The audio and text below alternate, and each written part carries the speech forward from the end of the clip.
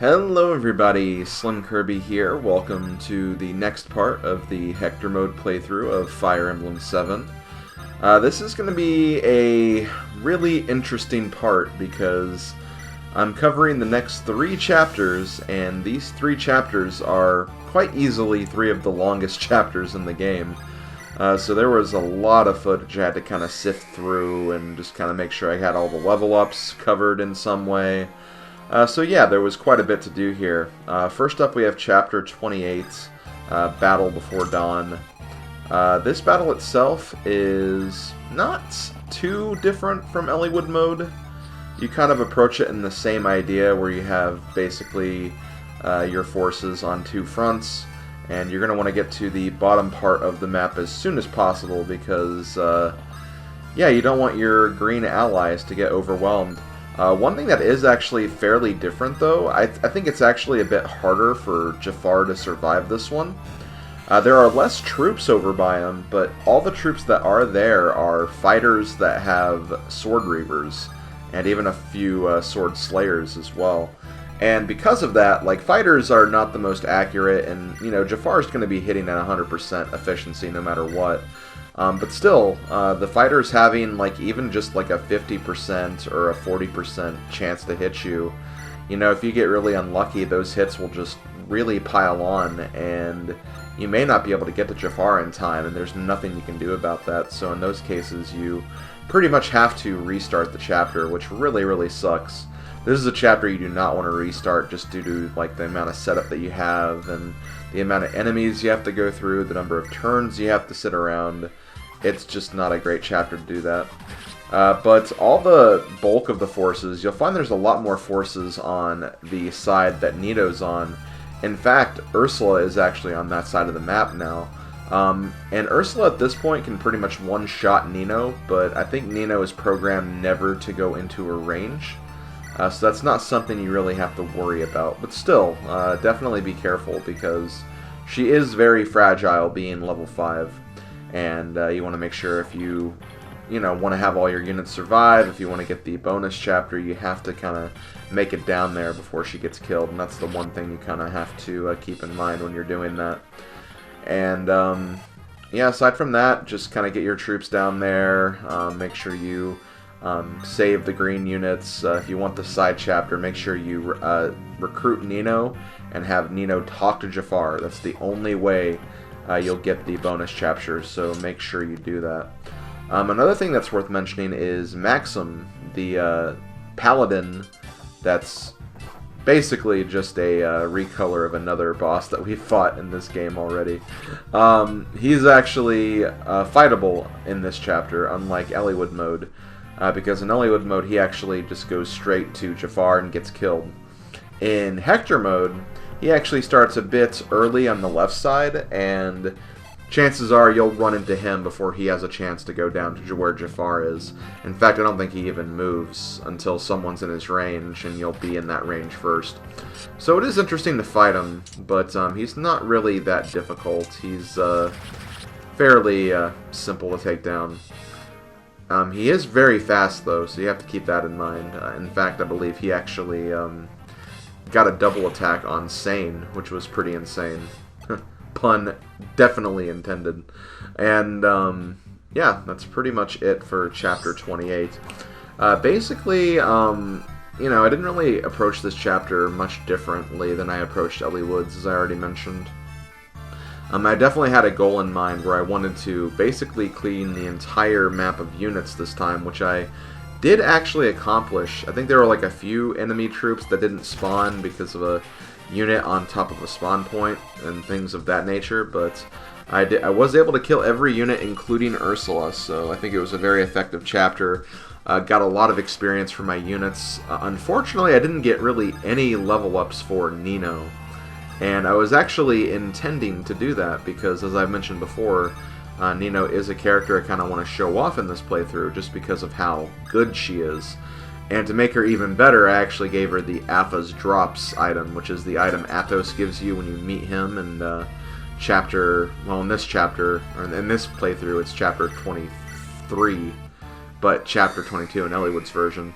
and it's basically improves the growth rates of all your units, and that can basically make some of your units way more powerful. And Nino is also capable of becoming very powerful, so if you give her Apha's drops, she could be an incredibly destructive force, as we'll be seeing in the last few chapters of this playthrough.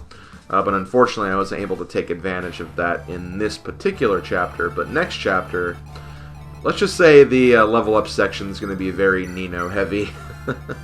definitely Nino heavy. But yeah, that's pretty much it. Didn't have to restart this chapter at all, thankfully. It is something, as I said before, you might have to do a couple of times, just due to the enemy RNG, but thankfully I was able to get lucky on both first attempts of both playthroughs, so that was really good. Jafar did get close to dying, but was able to make it out just in time. Sane actually almost died too, just from that encounter I had with Maxim pretty early on. But yeah, that's pretty much this chapter. So next chapter, I'm going to be going over the side chapter, Night of Farewells. I'll see you guys for that. Why do you not kill me? Me? I'd like to rip you limb from limb right now. But this kid Nino is here and all. He didn't take the prince's life, so he won't take yours. It's that simple. So naive. Do you know how many of your friends I've killed? You monster, Hector, calm yourself. Get out of my way, Elliewood. I'm going to kill him. Stop it. Hey, why don't you draw your sword? I've not been ordered to. Ordered to?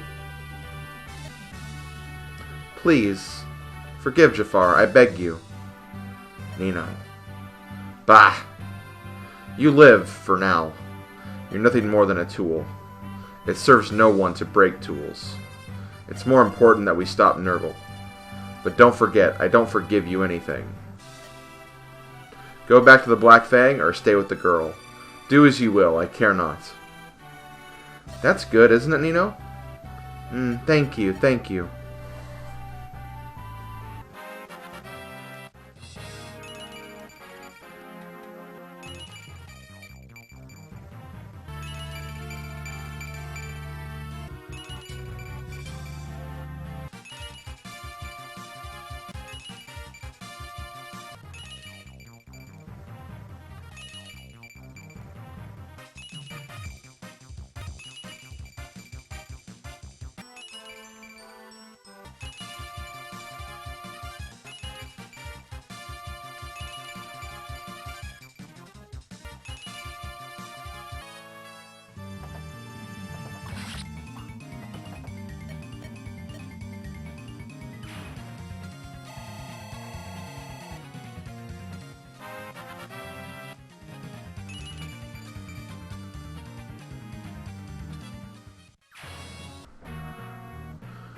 Jafar and Nino, Black Fang assassins.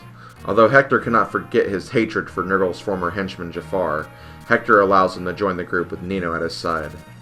That night.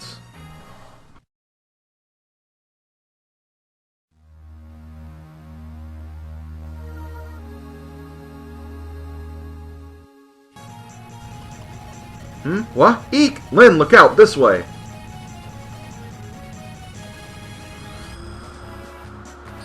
Ha ha ha! You are the sinners who hurt my Lord Nurgle. I will not let you die swiftly. Whoa, this place is filling with water. The path vanished. This water prevents us from moving forward or back.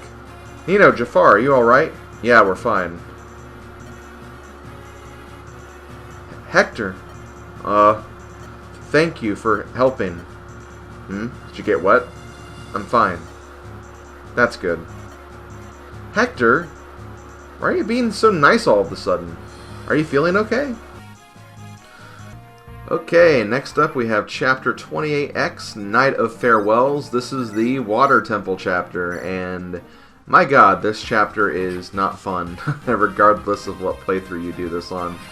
So the first thing I will mention is I did get Lyn promoted in this chapter, so we were able to see Lyn in action. I wasn't quite able to promote Nino or Matthew just yet. I had an opportunity to, but didn't get enough experience for Nino, and just kind of felt like ending the chapter to not worry about Matthew's promotion until later. But, you know, they are getting close. They will be promoting shortly, and most likely in the next chapter. Or definitely in the next chapter. I don't know why I'm hiding it. This is post-commentary. I know that I've already done it. But that is what's going to be happening in the next chapter. And also, the Hector promotion should be coming shortly after that. So almost all of my units are promoted now, which is pretty cool. As far as this individual chapter, one thing to definitely highlight is that there are different enemy layouts, and the bridge patterns are actually different. So, you know, every few turns, like, one of the bridges sinks and another bridge will form. The patterns are incredibly different when you get to Hector mode, so if you are very familiar with the Elliewood mode version, well, too bad, it's going to be changing it up on you. So keep that in mind. For the most part, though, the chapter kind of streamlines you into the correct path. So you kind of go up, and then kind of towards the middle, then you kind of go down at the end, and then at the very end of it all, you'll have a master pathway that you're supposed to follow. And that's pretty much how this chapter goes. It's really not too bad. Honestly, I'd almost say this is probably actually easier in Hector's mode, because you do actually have ballistas, which I don't think you actually had in the Elliewood mode version, so you actually have a means to kind of taking out and picking off some enemies if you have a sniper unit with you. So that is definitely nice and handy, but for the most part, it's very, very similar. If anything, I feel like the reinforcements aren't as scattered. I feel like there were a few times in Elliewood's mode where just like random units appeared on the other side of the map, but here the units kind of appeared like in the direction you were going. So, you know, when a path appeared, you'd normally expect some enemies to appear a bit further ahead later on in like a turn or two. And that's pretty much how this goes. Don't really have a lot of major changes here. Nothing super significant to talk about. And as far as my run is concerned, as I said in the previous chapter, this was basically the Nino grinding experience, where I spent pretty much the whole chapter grinding Nino up to the promotion level. I got her up to level 19, which is not quite the promotion level I was looking for, but still, when you consider that she starts at level 5, getting her up to level 19, it's quite a feat, because you know, normally you look at the first chapters of the game, like you'd get maybe like 2 or 3 level ups at most per character. Here I had to like really, really grind her up, but thankfully there are a lot of promoted units, which will generally give her a full level up right there. And, you know, once she kind of gets to that level 15 range, she can start handling herself on her own, where she can normally dodge a lot of things very well. And she has the stats to kill enemies very well, too. So, Nino is just a really, really good unit. She's very speedy. My Nino in this playthrough doesn't really have a great magic stat, but it didn't really matter too much, because she still gained a lot of magic, and a lot of units are very low on resistance. So because of that, she can easily kill units, probably better than most of my main team, or just as good as most of my main team, because my main team is pretty powerful too. So yeah, she's actually really good, and, you know, it is, I think, definitely worth the babying you kind of have to do with her a bit. I wouldn't call her like a unit you have to use on every playthrough. Honestly, if you have a magic unit or a couple of magic units that are, you know, doing good work on their own, you know, you don't want to spend a whole chapter just grinding one unit all the way up. I've had to do that a few times in this playthrough already, and while it has worked and has been fine, it's still just, again, you know, not something you really want to do if you want to kind of just play the game kind of how it was intended, where you just have your own units and you just kind of like, you know, move your team across the map on every chapter and stuff of that nature. But, you know, do what you want to do. Obviously, you're not forced into using Nino, but if you want to, really, you're going to get a good unit out of it, because she is quite literally probably one of the best units in the game, statistic-wise. The only problem is, once again, you have to spend all that time with her, and, you know, that's could be seen as, you know, not good to some experts and elitists, but, you know, I don't really care what elitists have to say anyway, so I'm just going by how effectively she is used in these last few maps, and I think she was used very, very well. You'll have to see, like, the stats just to believe them, and honestly, like, when you look at her stats in the level up section, I'd almost still argue that my Nino is still not even comparable to what she could be. Like, there were definitely some level ups where she didn't get as many stats as I was hoping for, and I feel like her magic has the opportunity to grow pretty high as well. So even though my Nino looks great, I'd still say she's still capable of better. That's how good I think she is. So, again, that's basically all I'm going to say about that. And with that, I think I'll go ahead and just move on to the next chapter, because that's really all I have to say here. So I will leave it at that, and I'll see you guys in the next one. Hey, come here a minute. Don't know how you feel about it, but I want you to know that I don't trust you. Every time I see your face, I want to smash it in. I'm not like the others, especially not Elliowood. He's soft-hearted to a fault. He believes you, but if he says you're one of us, then that's that. I've got one thing to say. You will not betray Elliowood. If you do anything even remotely suspicious, for any reason whatsoever, I will cut you down where you stand. Remember that.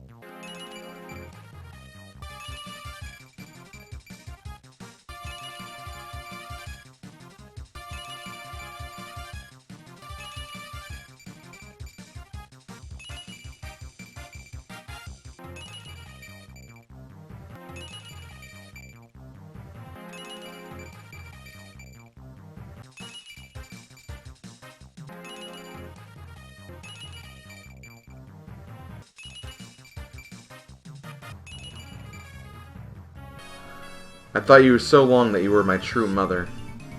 Ha ha ha! Your mother and father look so much like you. They were so naive it made me want to vomit. I dressed in rags and entered their house with a child in my arms. They were sincerely concerned. Ha ha! Trust in a stranger is so utterly foolish. Oh, they came to regret their trust, but it was too late. You're no perfect being. You're a monster in human form. No mercy, no forgiveness.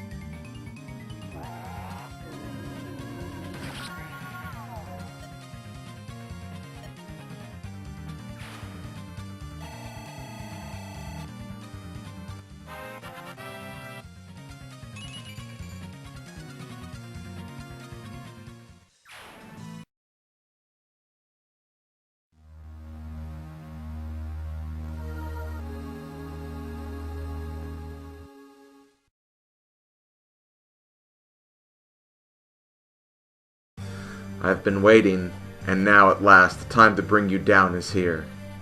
The fangs let none escape.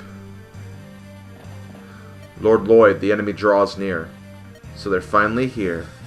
Our opponents are strong. If anyone here is afraid to die, leave now. For the Reed brothers, Fang must not fear dying. We are all with you. Lord Lloyd, do this the honor of leading us till the end. I shall, in the name of the Fang. We will stop them through the... It costs our very lives. Go! Okay, next up we have my favorite chapter of the game, Chapter 29, Cog of Destiny. Literally the only difference I feel like there is between Hector and Elliewood mode, or rather my playthroughs of both of these chapters on Hector and Elliewood mode, is literally just the boss. I feel like Cog of Destiny is almost the exact same as it is in Elliewood mode. I think the only difference, aside from obviously the boss difference, and again, the boss difference is because I used a different Four-Fanged Offense chapter on this playthrough. But I think the only difference aside from that is there are no ballistas. Which is kind of weird because it seems like there's a habit here where big maps, if they had ballistas in Elliewood's mode, they're not in Hector mode. And then if there were no ballistas in Elliewood mode, they are there in Hector mode, which is kind of an interesting little change there. But yeah, it basically makes the middle section a little less dangerous, especially if you have like flying units around. But aside from that, like again, it's not really that different at all. It's the same basic strategy. You have kind of the knight and general units in the middle that you have to fight. You have the the Myrmidons, heroes, and swordmasters on the left. You have all the horseback units at the top. If anything, I'd say that there's maybe more nomads than there are like other normal cavaliers in Hector mode, but again, it's hard to really say because again, the chapters look so similar. Like you play this chapter the same exact way in both routes, and it's again just doesn't really seem like much is different. But yeah, that's basically the only major differences there. First thing I want to definitely talk about, though, is, first of all, I did show off the triangle attack in this chapter before I actually got started with the chapter, because I did see some comments of people asking if I was going to show that off and talk about that. But basically, yeah, there is a triangle attack in this game, where basically, if you use all three of your Pegasus Knights in a battle, and if you surround an enemy in a triangle formation, the last Pegasus you use will activate a triangle attack, which is basically a critical hit, an assured critical hit that you'll get every single time. It's pretty cool. It's a staple of all Fire Emblem games, pretty much. If there's 3 units that have the same exact class, and you actually put them together, and you do an attack on an enemy in a triangle formation, you'll get the triangle attack, and it's pretty cool. I wouldn't say it's like that great visually when you consider it or compare it to other triangle attacks in the series, but still, it's definitely one of those things that you could take a look at and think, okay, well, this is neat. And it is kind of a, an incentive. If you want to use all 3 Pegasus Knights, you could. And as I've said before, I think all 3 Pegasus Knights in this game are really, really good in their own rights. I think Florina has the capability of being great. We saw Fiora was probably one of my best units in the last playthrough, and Farina has been absolutely killing it in this playthrough too. So the Pegasus Knights are really, really good units, and if you want to get away with using all 3 of them, you really could. I honestly don't see why you couldn't do that. So yeah, I did decide to show that off. I also decided to record, I'm not going to show it right now, obviously. I'll show it in the support section, the next support section. I did also show off the Dart and Rebecca A support, which I've been talking about it the entire game, but it's a really good support. It just reveals some really, really awesome backstory and was something I really felt like showing off, and I figured if I'm going to be talking about it this whole playthrough, I better show it off. So I decided to record that. Rebecca is not going to be permanently A support with Dart, because I'm going to go for her A support with Sane, just so they can both have an ending together. But yeah, I did want to show off that support before I did anything, and it's a really, really cute support, and I just love it so much, so I figured I'd show it to you guys. But yeah, I think that's really all I have to say. Again, I played this chapter pretty much the same as I played it in the normal game, because, well, why wouldn't I? So yeah, that's how I handled this chapter. It's basically a no-brainer. Just split up your units based on their weapon triangles advantages. Make sure you have some indirect units on all the fronts, and then just kind of go to each of those different directions. Also make sure you leave your Lord and another unit behind for when Vida and her reinforcements appear. And that's basically how you handle this chapter. That's really about it. There is one thing that happened, though, in this particular playthrough that really scared the crap out of me. So, you know, obviously we have a different boss here. In Elliewood's mode, I had Linus as the boss, but since I killed Linus in Chapter 24, or 24 of this playthrough, I actually had to fight Lloyd in this version. Now, Lloyd's probably a more dangerous unit than Linus, because Lloyd has a lot more evade, he's a lot more speedy, and he can generally attack twice, which is, you know, really dangerous for a Swordmaster to do. And in this chapter, Lloyd does have the Light Brand like Linus does, so he can still attack from a range and won't critical, which is, you know, still good. But for some reason, Lloyd moved on me in this chapter, and he actually went face-to-face with Rebecca. Thankfully, Rebecca survived, but that scared the living crap out of me, because I did not think that they could move. I thought they had to stay there, and they would stay there because there's a healing place under them. So I was not expecting that at all. Thankfully, it didn't force me to redo this entire chapter again. But, man, I was not liking that at all. And I don't know what does that. I don't know why they attacked. I want to say that it's because I did that little battle combo with Nino, because I used Nino and talked to Lloyd with Nino, because there is a battle discussion there. I wonder if maybe that like put Lloyd off of his cycle or something. So yeah, I have no idea. That really scared me, and I'm glad that it didn't like force me to restart, but that did happen. That definitely happened, and now I'm going to be scared from ever getting Lloyd in that chapter again. But I mean, I normally get Lloyd in that chapter because I'd rather play the Linus version of Four Fanged Offense, but still, man, that was just completely unsettling, and I'm sure you can understand why. But yeah, that's all I'm going to really say. Obviously, I've talked a lot for this, and this is probably going to be a long video because I think I am going to try to include some supports at the end here. So because of that, next chapter, or next video rather, it's going to be a new map, because both Hector and Ellie would get new maps for the next chapter. It's the basically the Sacred Weapon chapter. So we'll get a new chapter there. We'll probably have one more video of these abridged chapters, and then we're going to be pretty much at endgame. So we're getting really close to the wire here, guys. Thank you for staying with me with this project, and yeah, I'll see you guys on the next one. Later, folks.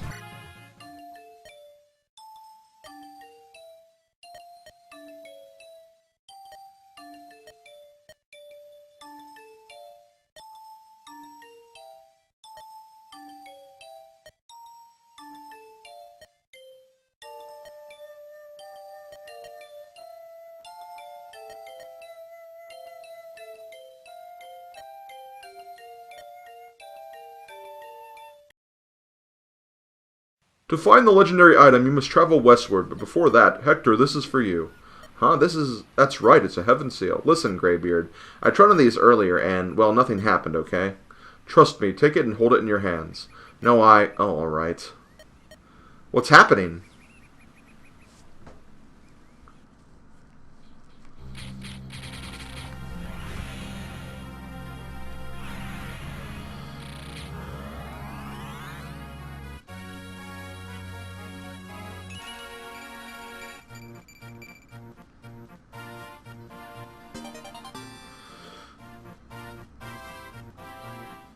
What's going on? Incredible. As I thought, it finds you suitable. It feels like there's a beast running wild through me. What's going to happen to me? For a short while, the newly awakened power will run rampant. Yet this power is your right by birth. You'll be able to harness it and use it shortly. Power running rampant through my body. Hector, you alright? Your arms are trembling. It's true. I feel like I can overcome anything. Nothing can stop me. Come on, Elliewood. Let's go get that weapon and tear Noodle to pieces. Regarding this particular issue, please convey to Lord Uther that consent has been given. Yes, sir. Lord Uther, your judgment, it's too... Oswin, where are you? Oswin, there you are. You just received a message from Ostia, didn't you? What word from my brother? Nothing of any import. A simple relaying of the recent events is all. Oswin? What is it? What's happened? I've never seen you look like this before. Is that so? I must be more tired than I thought. If that's all, get some rest, will you? Yes, I thank you for your concern. By the way, did you finish speaking with Lord Athos? Yeah, we're really moving towards something spectacular. Spectacular? There are legendary items buried throughout the world, but we don't have time to gather each one. We've settled on collecting a sword and an axe. The sword is for Eliwood or Lynn. I think the axe is to be mine. The legendary axe, the Berserker Durbin's Thunder Axe Armads. Impressive, Oswin, you're so knowledgeable. To get this Armads, I'm going west with Old Greybeard. Just the two of you? Yeah, at first. Then I'll have to pass some sort of trial. Bremamon had to break the seal protecting the weapon. But now, if I'm the Ganet, I have to pass a negotiation of strength. Or something. I see. The weapon's an axe, so you have to prove your strength. I will get it. That's the only way we can defeat Nurgle. I believe in you. I pray for your swift return. Oswald, I'm going to ask you one last time. Look me in the eye when you answer. My brother, there's nothing you need to tell me, is there? Nothing. The message? It said that there was nothing new with the Marquess. I understand. I will believe that. The vow you swore to me in Laos. That's still in effect, right? Yes, the service I vowed still holds true. Forgive me. When it comes to my brother, That's only natural. Oswin, this is for your ears alone. If something happens in Ostia, no matter what, I will return to my brother's side. I've been irresponsible and foolish in the past, but as the Marquess's brother, I will do anything required of me. So while I'm away in the West, and any time thereafter, if you have any worries concerning my brother, no matter how trivial they might seem, I want you to tell me. Please. I understand. I'll do as you ask. Then I had better get going. Take care of things.